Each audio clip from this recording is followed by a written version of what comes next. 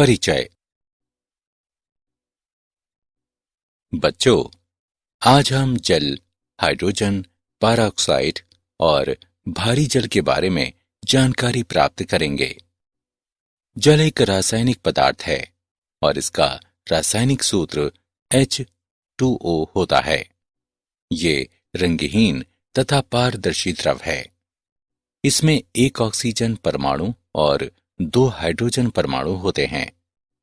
Hydrogen peroxide hydrogen और oxygen का एक संयोजन होता है। इसका रासायनिक सूत्र H2O2 है। भारी जल ड्यूटीरियम ऑक्साइड होता है। ये जल का अन्य रूप है जिसमें हाइड्रोजन ड्यूटीरियम समस्थानिक होता है। तो इस मॉड्यूल में हम जल, हाइड्रोजन पेरोक्साइड और भारी जल के बारे में जानकारी प्राप्त करेंगे।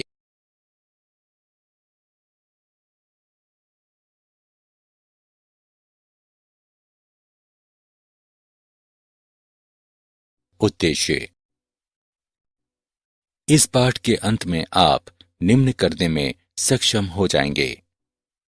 जल के भौतिक एवं रासायनिक गुणधर्मों पर चर्चा करना, बर्फ एवं जल की संरचना पर चर्चा करना, कठोर एवं मृदु जल में विभेद करना, हाइड्रोजन पेरोक्साइड के विरजन की विधियों की व्याख्या करना तथा इसके भौतिक एवं रासायनिक गुणधर्मों पर चर्चा करना, भारी जल को परिभाषित करना तथा ईंधन के रूप में डाई हाइड्रोजन के बारे में चर्चा करना।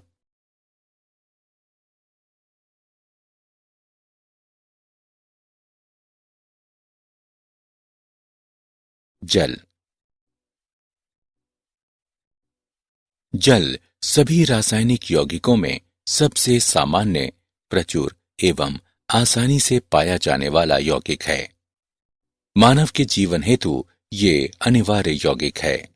ये ठोस, द्रव या गैसीय अवस्थाओं में रह सकता है। ये सार्वभौमिक विलायक है। हमारे शरीर के 70% भाग में जल होता है। पृथ्वी का 75% भाग जल से बना है।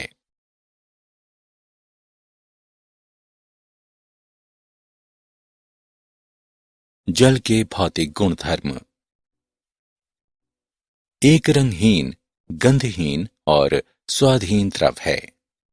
जल का नीला या नीलापन लिए हुए हरा रंग इसकी गहराई के कारण होता है। जल का हिमांक 0 डिग्री सेल्सियस और इसका क्वथनांक 100 डिग्री सेल्सियस है। जमाए जाने पर यह अपने मूल आयतन का 1/9 बढ़ जाता है। जल का क्वथनांक इसके पृष्ठ पर दाब पर निर्भर करता है। दाब जितना ही उच्च होगा, क्वथनांक भी उतना ही अधिक होगा।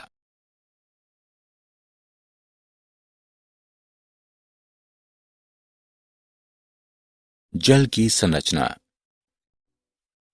जल के अणु में 2 हाइड्रोजन परमाणु तथा 1 ऑक्सीजन परमाणु होते हैं। इसमें उच्च ध्रुवीयता होती है। तीनों परमाणु एक कोण HOH कोण बनाते हैं जो लगभग 104.5 डिग्री का होता है। प्रत्येक हाइड्रोजन परमाणु का केंद्र ऑक्सीजन परमाणु के केंद्र से लगभग 95.7 पिकोमीटर होता है। चूंकि ऑक्सीजन हाइड्रोजन की तुलना में अधिक वैद्युत ऋणात्मक होती है, इसलिए हाइड्रोजन परमाणुओं पर आंशिक धनावेश तथा ऑक्सीजन परमाणु पर आंशिक ऋणावेश होता है। आवेश का ये पृथक्करण अणु पर नेट द्विध्रुव आघूर्ण उत्पन्न करता है। बर्फ जल का ठोस रूप है और बर्फ का घनत्व जल की अपेक्षा कम होता है।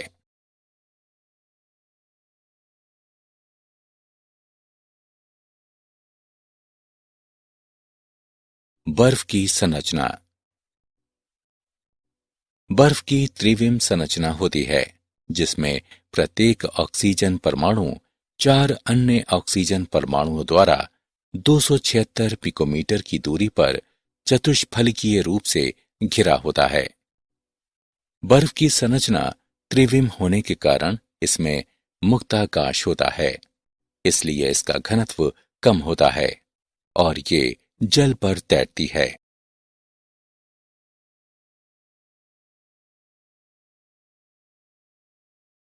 जल के रासायनिक गुणधर्म। उभयधर्मी प्रकृति। अम्ल तथा क्षार दोनों रूपों में कुछ रसायनों द्वारा व्यवहार करने की क्षमता उभयधर्मिता कहलाती है। यदि कोई क्षार जैसे कि NH3 उपस्थित है तो जल एक अम्ल की भांति व्यवहार कर सकता है और इस क्षार को एक प्रोटॉन प्रदान करके अभिक्रिया करता है। यदि कोई अम्ल जैसे कि H2S उपस्थित है तो जल एक क्षार के रूप में व्यवहार कर सकता है और उस अम्ल से एक प्रोटॉन प्राप्त करते हुए प्रतिक्रिया करता है। जल का स्वयं आयनीकरण जल द्वारा अम्ल या क्षार के रूप में अभिक्रिया करने की सामर्थ्य का एक अन्य उदाहरण है।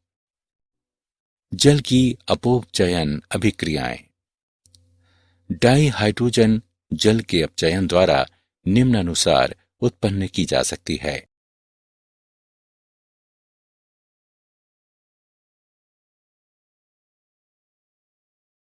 जल के रासायनिक गुणधर्म। जल अपघटन अभिक्रिया। नए यौगिक बनाने के लिए यौगिकों की जल के साथ अभिक्रिया जल अपघटन कहलाती है। उदाहरण के लिए डाई नाइट्रोजन पेंटॉक्साइड जल से अभिक्रिया करके नाइट्रिक अम्ल बनाता है। हाइड्रेट्स बनना। जल धातु लवणों के साथ हाइड्रेट्स बनाता है। ये 3 मुख्य प्रकार के होते हैं। उपसह संयोजित जटिल यौगिक। उदाहरण के लिए निकेल 2 नाइट्रेट हेक्साहाइड्रेट H2O के O अणुओं धातु आयनों के बीच उपसह संयोजी बंध बनाता है। H आबंधित। उदाहरण के लिए कॉपर सल्फेट पेंटाहाइड्रेट अंतराकाशी हाइड्रेट। कुछ यौगिकों में जल अंतराकाशी रूप में उपस्थित रहता है। उदाहरण के लिए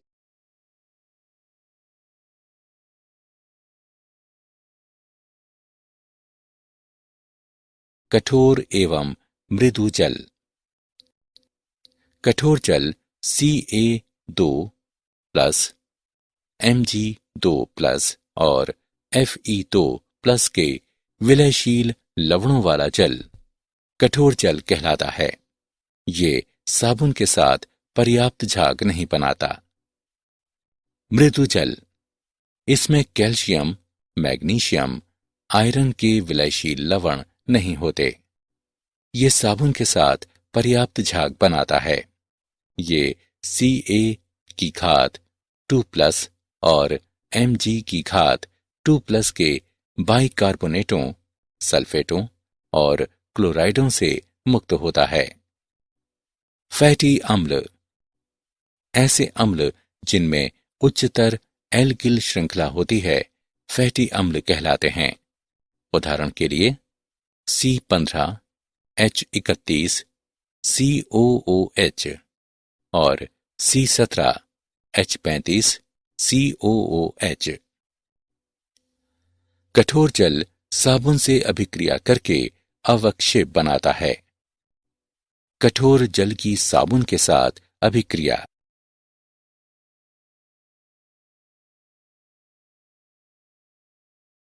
कठोर एवं मृदु जल। जल की कठोरता 2 प्रकार की होती है। अस्थायी कठोरता। ये कैल्शियम तथा मैग्नीशियम के बाइकार्बोनेटों की उपस्थिति के कारण होती है। इसे निम्न द्वारा हटाया जा सकता है।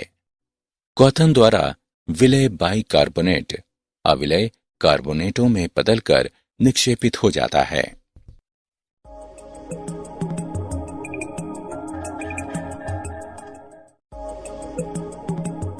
क्लार्क की विधि। चूने की परिकलित मात्रा कठोर जल में मिलाए जाने पर कैल्शियम कार्बोनेट का अवक्षेपण होता है।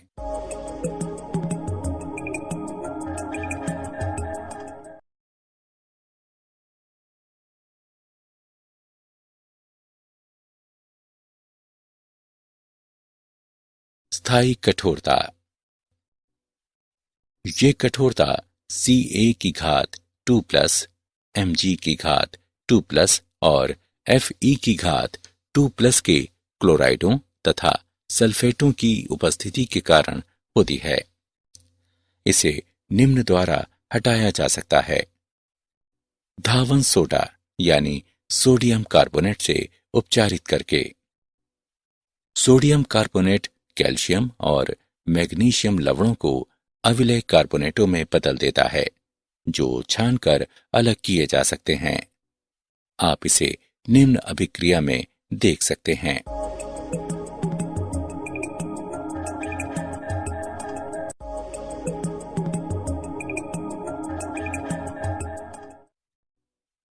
कैलगॉन विधि। ये सोडियम हेक्सामेटाफॉस्फेट होता है। ये ऋणायन संकुल यानी Mg की घात 2+ और Ca की घात 2+ को विलयन में रखता है।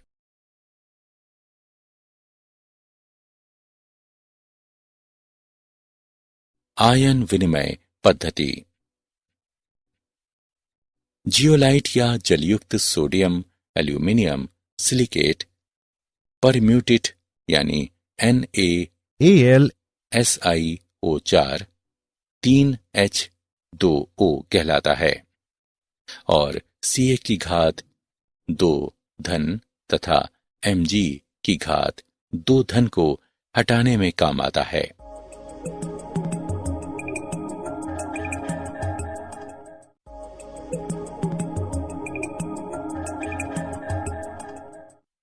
NaCl विलयन से उपचारित करके जियोलाइट का पुनरुत्पादन किया जा सकता है।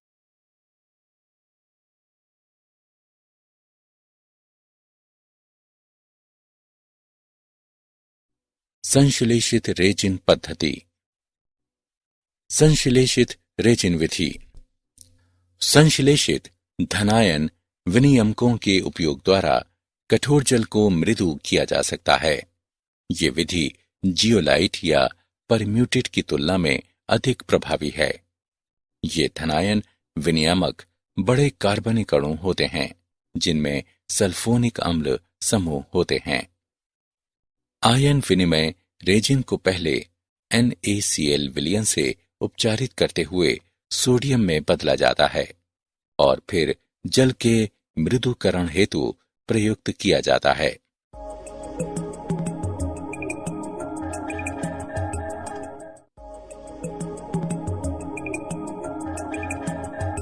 NaCl विलयन से उपचारित कराते हुए रेजिन को भावी उपयोग हेतु पुनरुत्पादित किया जा सकता है।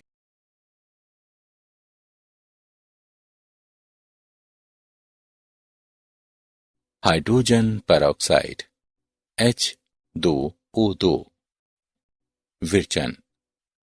हाइड्रोजन पेरोक्साइड को जलयुक्त बेरियम पेरोक्साइड पर सल्फ्यूरिक अम्ल या फास्फोरिक अम्ल की क्रिया द्वारा विरचित किया जा सकता है।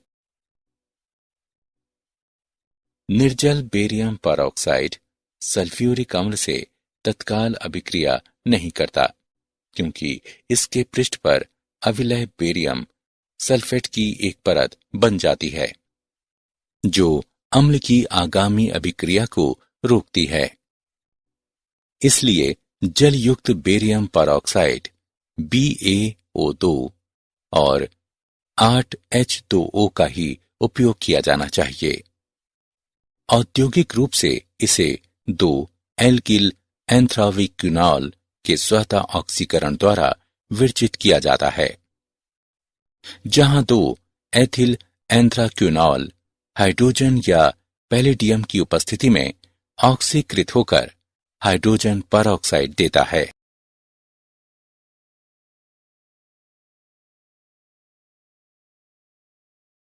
भौतिक गुणधर्म। हाइड्रोजन परऑक्साइड एक पारदर्शी और रंगहीन द्रव होता है। इसमें हल्की तिक्त गंध होती है। हाइड्रोजन परऑक्साइड एक बहुउपयोगी तथा पर्यावरण अनुकूल रसायन है, जिसके व्यापक अनुप्रयोग हैं। संरचना। हाइड्रोजन परऑक्साइड की संरचना असमतलीय होती है। गैसीय प्रावस्था में द्वितल कोण 111.5 डिग्री होता है। ठोस प्रावस्था में 110 केल्विन पर द्वितल कोण 90.2 डिग्री होता है।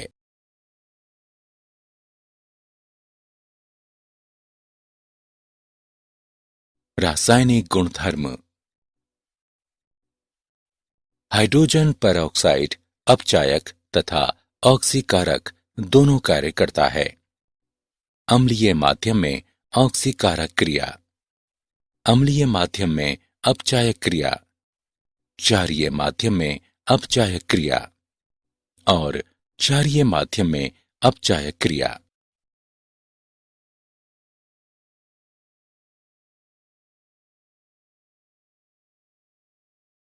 भंडारण। हाइड्रोजन परऑक्साइड को छतयुक्त अग्निरोधी कक्षों में रखा जाना चाहिए, जहां इसे ठंडा और सीधी धूप से सुरक्षित रखा जा सके।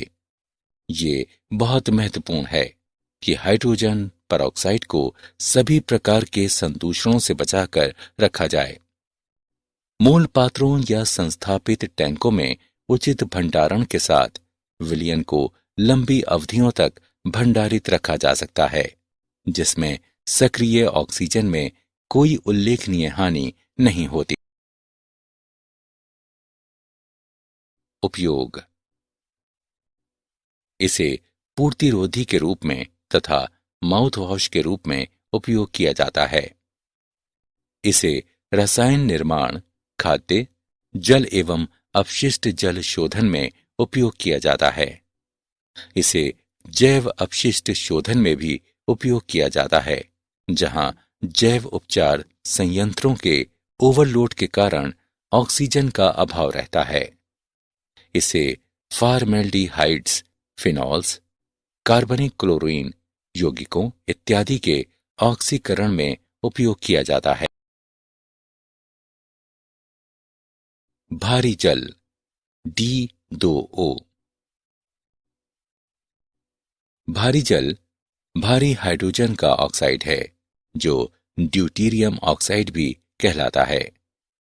भारी जल की खोज का श्रेय उरे को प्राप्त है, जिसने सबसे पहले सिद्ध किया कि सामान्य जल के 6000 भाग में भारी जल का लगभग 1 भाग होता है।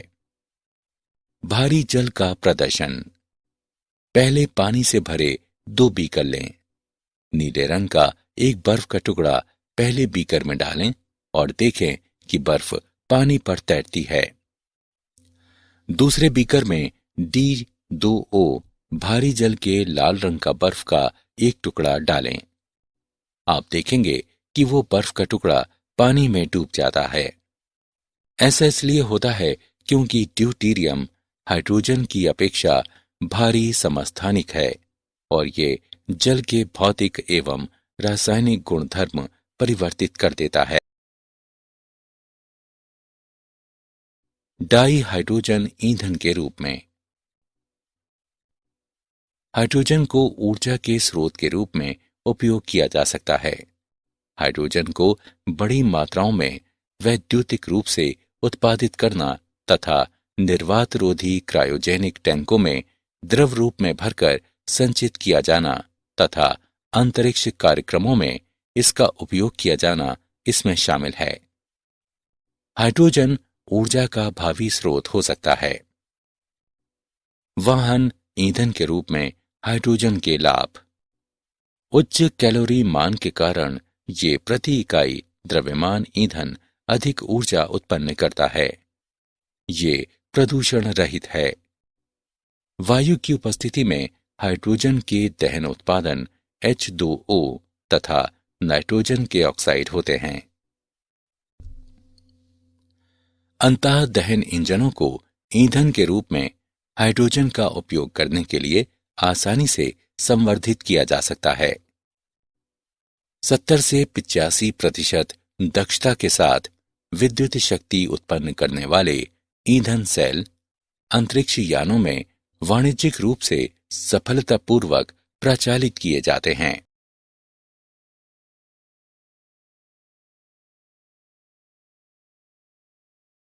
क्या आप जानते हैं, हाइड्रोजन पेरोक्साइड को कुत्ते द्वारा विष ग्रहण करने पर वमन प्रेरक के रूप में उपयोग किया जा सकता है। हाइड्रोजन ईंधन उत्पन्न करने के लिए स्वर्ण सूक्ष्म कण उपयोग किए जा सकते हैं।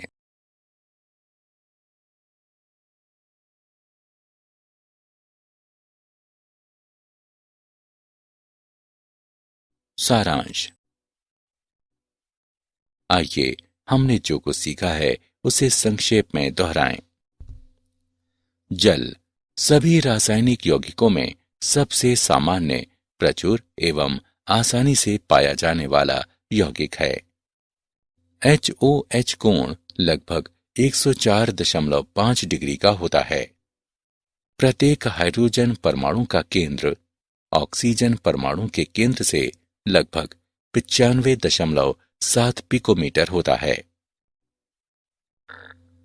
अम्ल तथा क्षार दोनों रूपों में व्यवहार करने की जल की क्षमता उभयधर्मिता कहलाती है। Ca की घात 2+, Mg की घात 2+ और Fe की घात 2+ के विलयशील लवणों वाला जल कठोर जल कहलाता है। कैल्शियम, मैग्नीशियम, आयरन के विलयशील लवणों से रहित जल साबुन के साथ पर्याप्त झाग बनाता है। ये Ca की घात 2+ और Mg की घात 2+ के बाइकार्बोनेटों, सल्फेटों, क्लोराइडों से मुक्त होता है।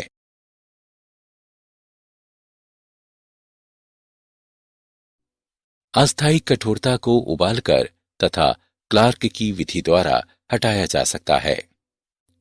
स्थायी कठोरता को धावन सोडा से उपचारित करके कैल्गॉन विधि द्वारा, आयन विनिमय विधि द्वारा तथा संश्लेषित रेजिन विधि द्वारा हटाया जा सकता है।